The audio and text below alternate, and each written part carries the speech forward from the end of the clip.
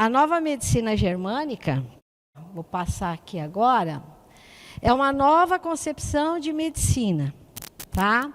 Ela leva em conta a união, porque assim, na medicina tradicional, o que a medicina leva em conta? O emocional e o físico. Eu adoro neurociência. Então, quando surgiu a nova medicina germânica, eu falei, nossa, é tudo que eu preciso. Por quê? Porque a nova medicina germânica, ela vai estudar também o cérebro.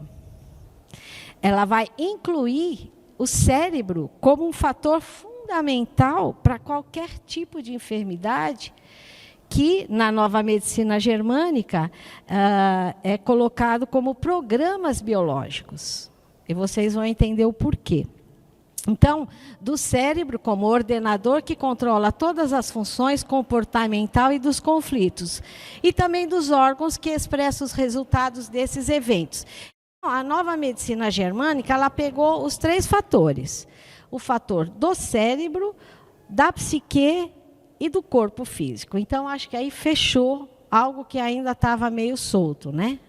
Ainda mais agora que a gente estudando a neurociência, você chega à conclusão que tem vários fatores que estão dentro do cérebro e que as pessoas não tinham ainda tanto conhecimento como agora, que existe mais aparelhos para se investigar melhor, né? Então, vamos lá.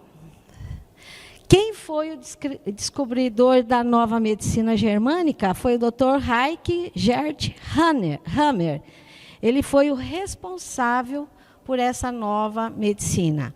Ele era um médico oncologista, alemão, e ele descobriu na década de 80, por isso que é uma medicina muito recente, as pessoas não conhecem muito, né?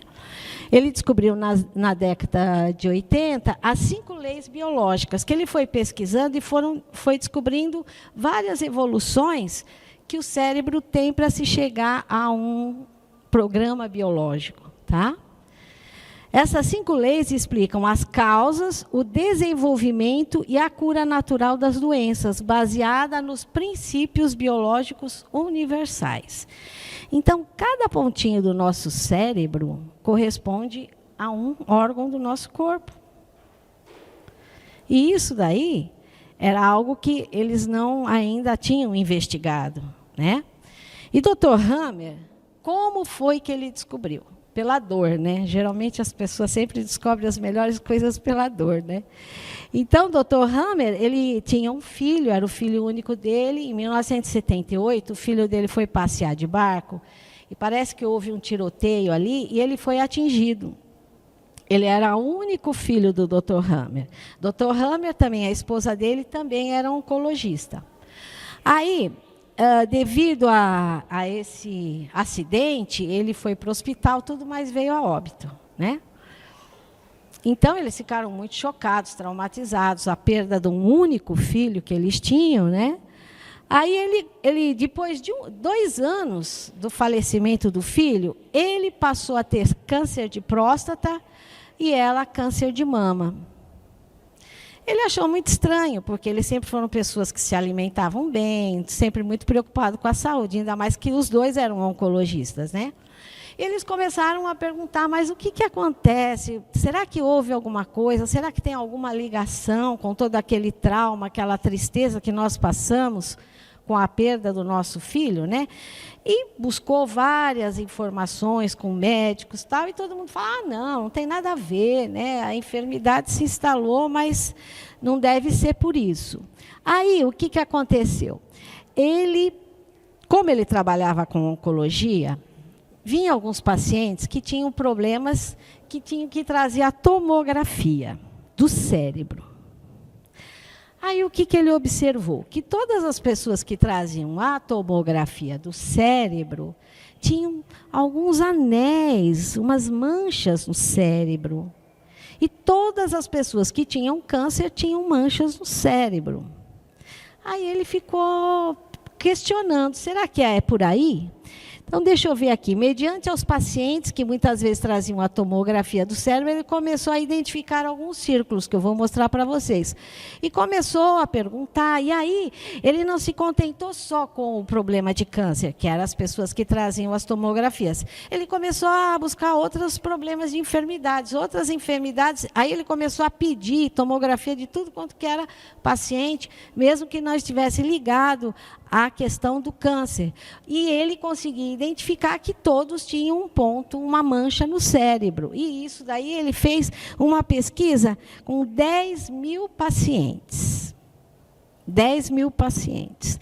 A pesquisa dele durou de 1981 até 1994, que foi onde ele fechou o ciclo das 5 leis biológicas.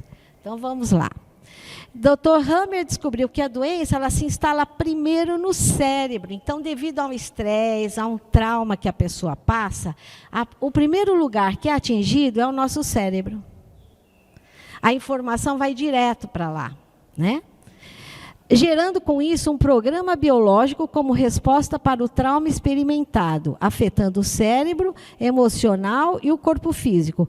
As doenças não existem, mas sim programas biológicos como resposta para um trauma experimentado.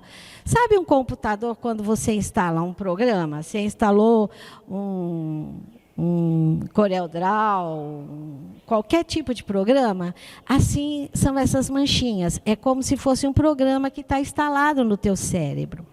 E aí ele vai desencadear a enfermidade, né? Vai desencadear todo esse processo biológico para a parte do corpo.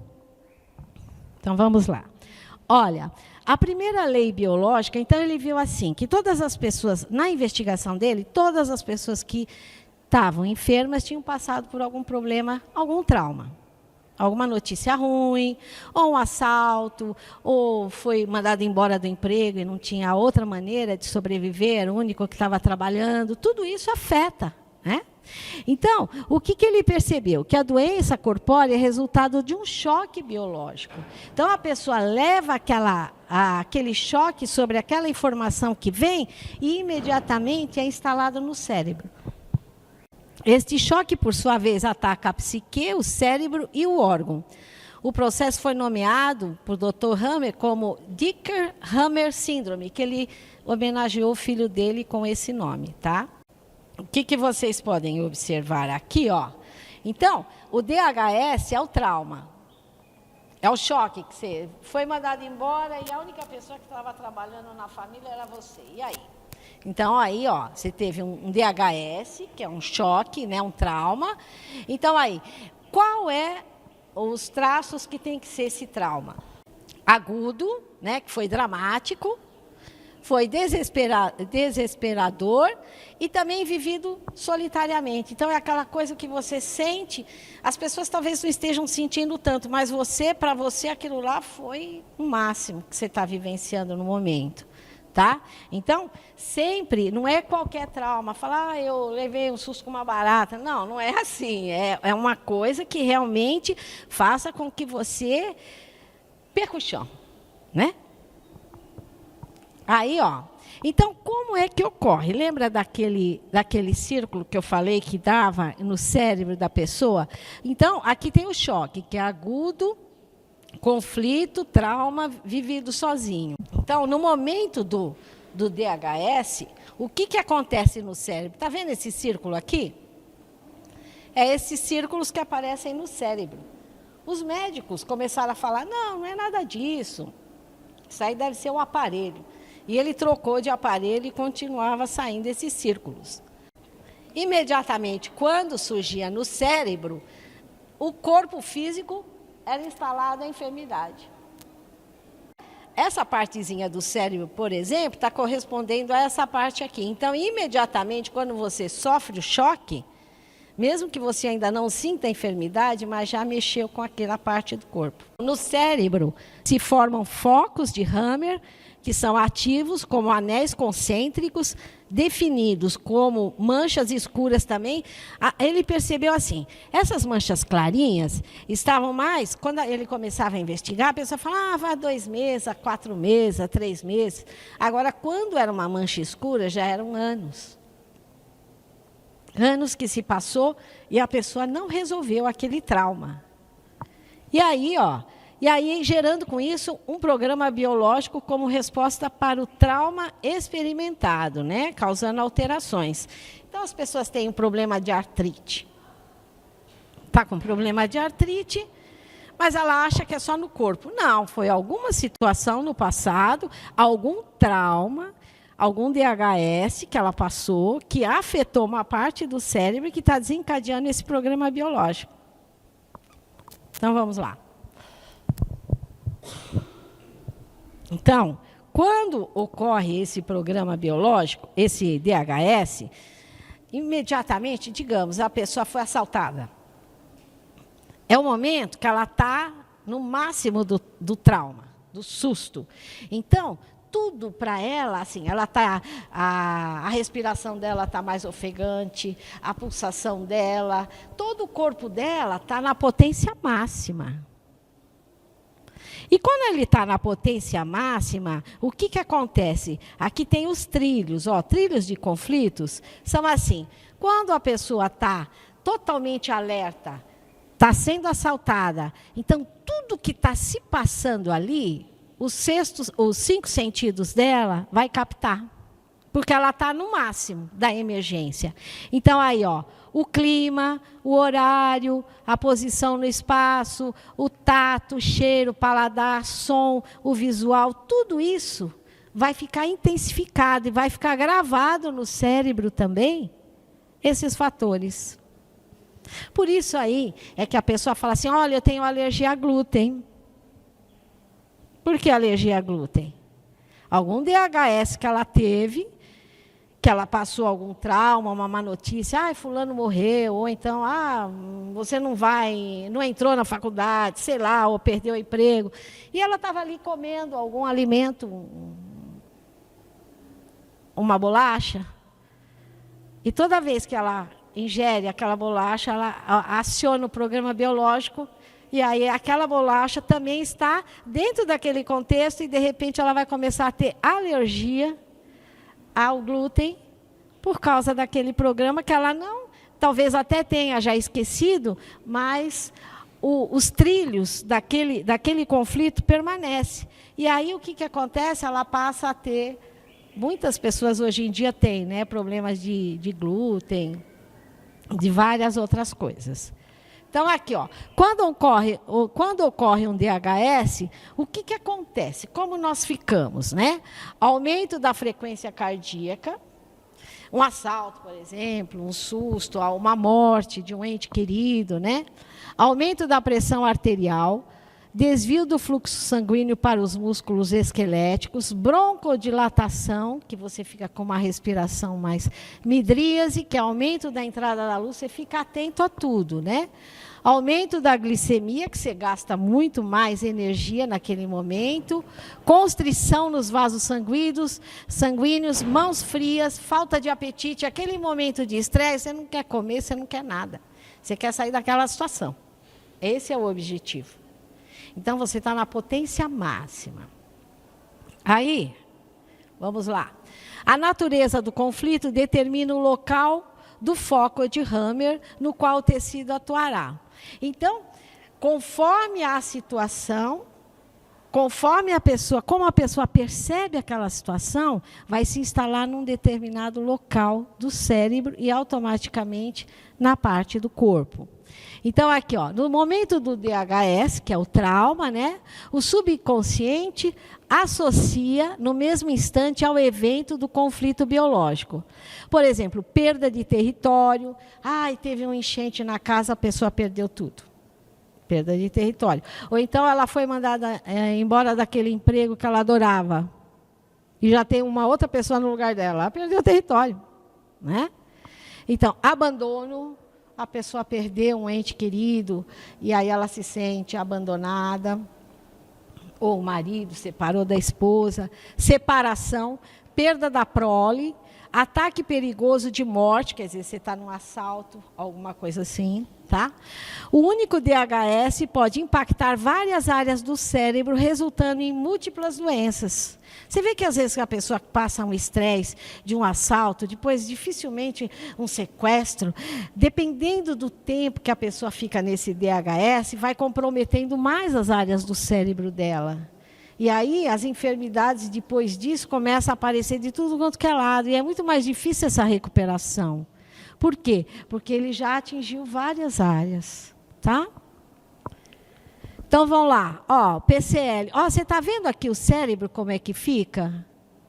É o momento que a pessoa, depois que ela sai, por exemplo, ela foi assaltada, aí ela já foi para casa. É como se fosse um edema que surge no nosso cérebro. Uma água, uma bolha. Sabe? E aí ela fica, ó, no cérebro. Até esse edema dissolver, você vai ter que passar por um processo. Aí a pessoa foi assaltada.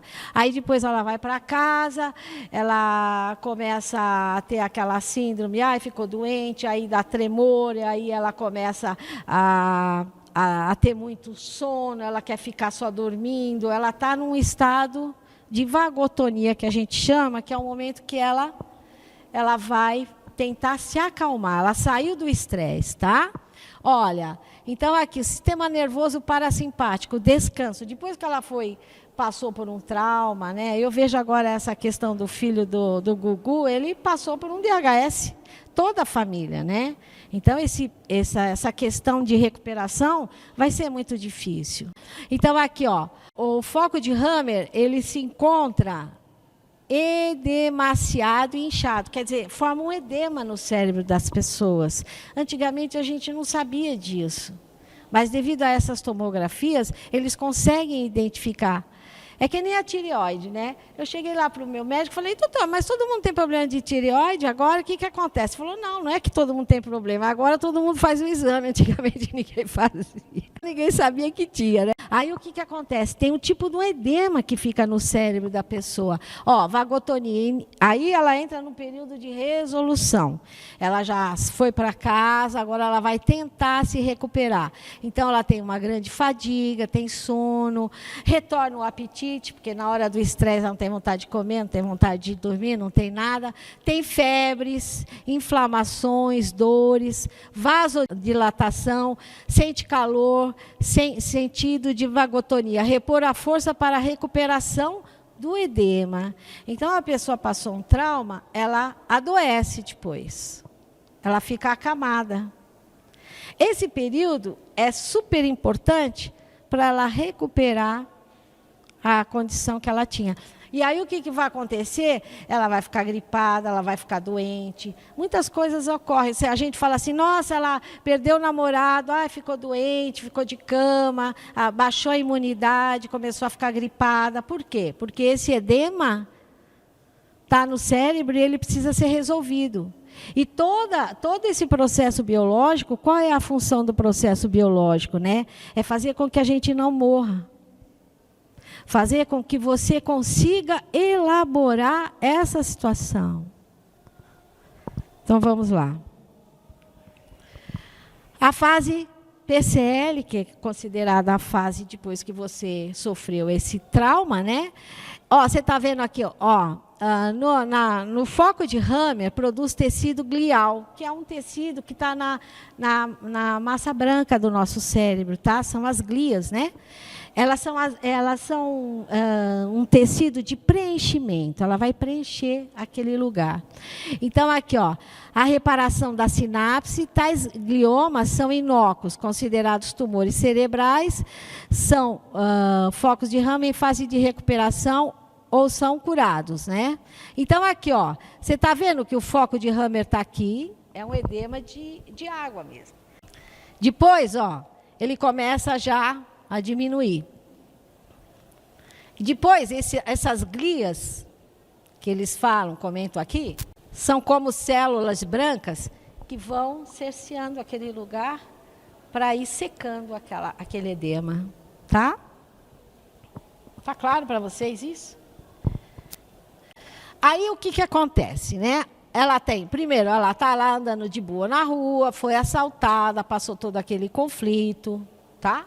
Foi para casa, aí ela deitou, ficou lá meia adormecida também, querendo comer, querendo se refazer.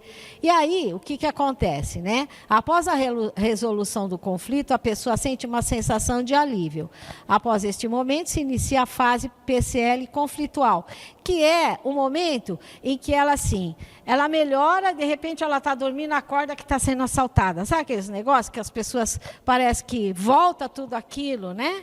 Então ela está já na casa dela, de boa, e de repente ela vai dormir, aí ela vem de novo aquela imagem, ela acorda sobressaltada. Isso se coloca como uma crise epileptoide. Ou seja, é o momento de ápice que vai curando a pessoa. Então, ela vai retomando e depois vai voltando novamente para a normalidade, tá? Então, após a resolução do conflito, a pessoa sente uma sensação de alívio. Após este momento, se inicia a fase pós-conflitual, ou a reparação do edema, com mudança dos níveis hormonais metabólicos que alteram os padrões dos órgãos. Essas alterações estão associadas às modificações dos padrões do sono, levando a um cansaço, debilidade, aumento do processo inflamatório, dor, mal-estar. Esse é o momento da PCL. Aí o que acontece? Olha, o que acontece? Na primeira fase, depois que ela saiu do trauma, criou um edema. Com água, tá? Aqui no cérebro dela, tá? Depois, uma crise epileptoide, que é essa aqui, ó, que eu te falei, ó, aqui já está começando a secar.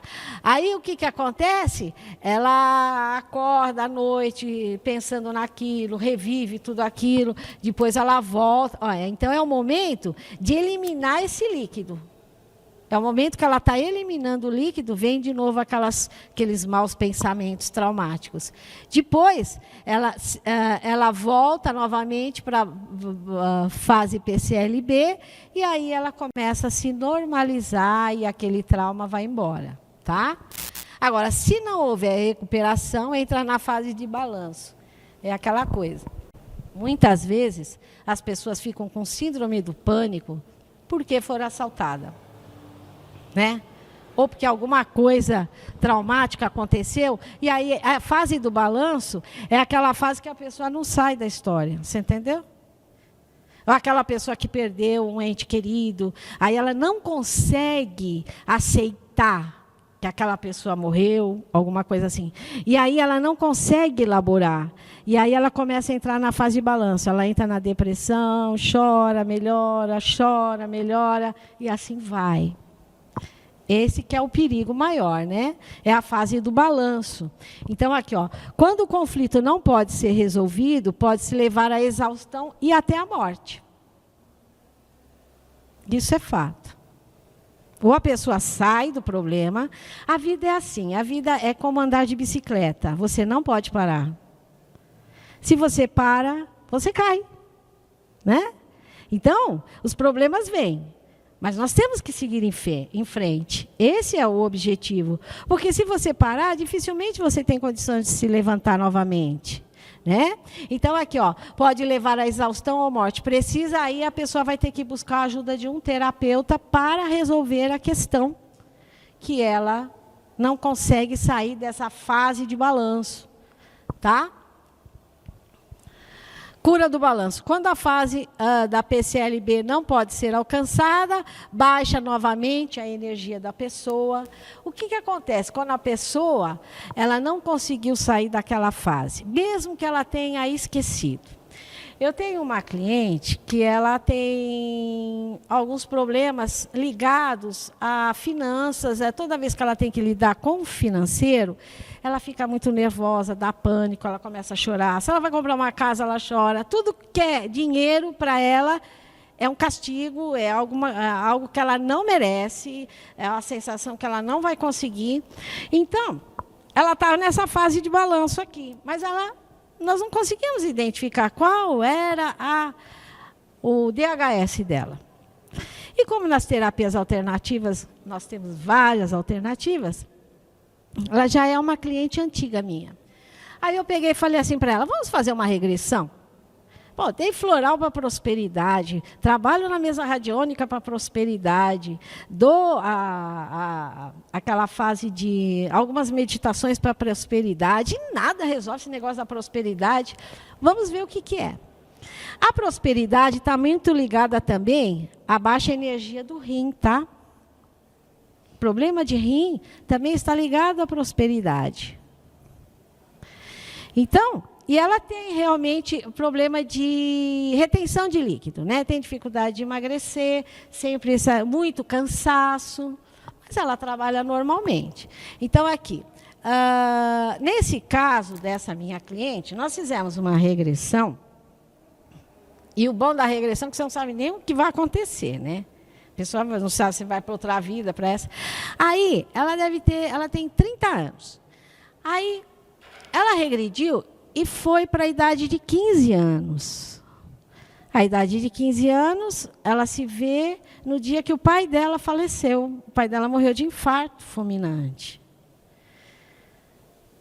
E aí, ela começou a relatar que a mãe dela falou, olha, agora a gente vai ter que ter outro controle financeiro, porque o papai não está mais, né? E depois ela visualizou o pai dela sendo levado pela ambulância e ela começou a chorar muito, porque era uma coisa que talvez ela não tivesse feito naquela época, devido ao trauma, talvez ela ficou chocada e ela não reagiu. E ela começou a chorar muito, dizendo que o quanto que aquilo lá tinha afetado a vida dela, porque o sentimento dela era de abandono, era de impotência, ela tinha 15 anos, como ela ia resolver aquela situação? Então, o DHS dela estava no esquecimento, mas o programa biológico dela estava funcionando. Então, toda vez que iam falar que ela ia ter que lidar com o dinheiro, o que acontecia? Desencadeava aquele programa biológico que estava já no cérebro dela e trazia todo aquele sentimento de abandono, de impotência, de que eu não posso, eu não vou conseguir. Foi muito interessante encontrar esse DHS pela regressão. Tá? Então, aqui, ó, no caso dela, foram os trilhos. Os trilhos qual era? Né? O pai dela faleceu, aí a mãe dela falou, olha, agora a gente vai ter que lidar diferente com as finanças.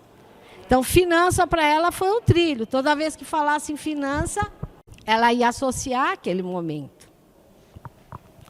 Então, aqui, não entendendo do conflito, permanece sem ser resolvido. Que era isso, ela não tinha associado a morte do pai dela, que fazia já 15 anos que tinha falecido. O que acontece? Aí a pessoa vai poder usar algum tipo, que eu usei floral, eu usei mesa radiônica, meditação, tudo, e não funcionava. Então, os medicamentos, às vezes, aí é que você vai ter que perceber, como terapeuta, qual que é o melhor, né? Mas a regressão foi super eficaz. Aqui, conflitos dos refugiados, é assim, a pessoa está sempre sentindo que ela está no lugar errado, na hora errada, ela não encontra a praia dela, né? Ela se sentiu assim. Às vezes a pessoa perde a mãe quando é pequena, vai morar na casa da tia, depois vai para a avó. Fica aquela coisa, como um refugiado, andando para lá e para cá. Né? Então, ela também, isso daí pode ser associado. Segundo a lei biológica, né? Cura em balanço. A partir do momento que ela identifica o DHS, o tratamento poderá ser feito por dietoterapia, que isso também ela estava fazendo, ela ia lá na nutricionista, verificar se estava faltando alguma substância no corpo dela, por isso que ela estava se sentindo muito cansada, né? Então, fitoterapia, homeopatia, amorosidade, que é fundamental o terapeuta ser acolhedor, porque um terapeuta que não acolhe, melhor não ser terapeuta, né? Então, floral, acupuntura, reiki, e aí eu coloquei essa parte da regressão e foi super eficaz nas questões dela. Então, aí ela sai dessa fase, tá? Terceira lei. Tudo isso ele foi descobrindo aos poucos, Dr. Hammer, né? Ele foi identificando as coisas. A terceira lei, ele viu assim, no cérebro e no nosso corpo, nós temos 3 tipos de tecidos, que é o tecido. Todos os órgãos e tecidos derivam desses 3 tecidos, né? Então, endoderme, que é o tecido do tubo digestivo, órgãos vitais, suas glândulas. Aí, mesoderme, que é o sistema músculo esquelético, os nervos, tendões, membranas de proteção, como peritônio, pleura e pericárdio. E ectoderme, a pele e o sistema nervoso. Então, dependendo de cada... Porque no nosso cérebro nós temos esses 3 tecidos. Dependendo do tecido, correspondia a alguma coisa, entendeu? Por exemplo, nesse ectoderme aqui, quando ele chegava no ectoderme, ele via que todo mundo que tinha problema de pele tinha problema naquele ectoderme. Era naquela área ali. Então, ele começou a associar. Foi longo e foi muita pesquisa que ele fez para chegar nisso, tá? Olha aqui o que acontece. O cérebro, você está vendo aqui, ó, o tronco cerebral é o endoderme. Nesse tronco cerebral, todos os nossos órgãos estão no nosso tronco cerebral, que é o cérebro reptiliano, aquele cérebro antigo, é o primeiro. Fígado, baço, pâncreas, intestino, tudo está nesse tronco cerebral. O mesoderma, a função dele é proteger os órgãos. O coração, o pericárdio, ele é correspondente ao mesoderme. Por quê? Porque é um tecido para proteger o coração. Então, ele começou a observar que todos que estavam ali era um tecido somente de proteção, que estava aqui, ó, no cerebelo, que também faz parte do cérebro antigo. Até aqui, ó, o cérebro antigo, ele corresponde à fase mais primitiva do ser, tá? Os animais também têm essas partes, né? O que eles não têm é essa parte no cérebro novo, a substância branca aqui. Então, essa substância branca é onde tem aquelas glias, que é a substância de preenchimento, que preenche os órgãos. E aqui, essa parte aqui, que é o córtex, a função dela é a pele e os relacionamentos. Mas ele também viu, vamos lá, deixa eu passar aqui. O que ele percebeu? Que cada pessoa que tinha um problema, também tinha um conflito emocional. Cada conflito emocional correspondia a uma área. E aí o que ele viu, né? O que determina aonde o foco de Hammer vai estar presente vai depender de como a pessoa percebe o DHS, não como é. Porque aquelas pessoas assim, para mim foi como uma facada no peito que eu recebi essa notícia. É diferente de uma outra pessoa que recebeu uma notícia. Nossa, essa notícia foi muito desagradável, né?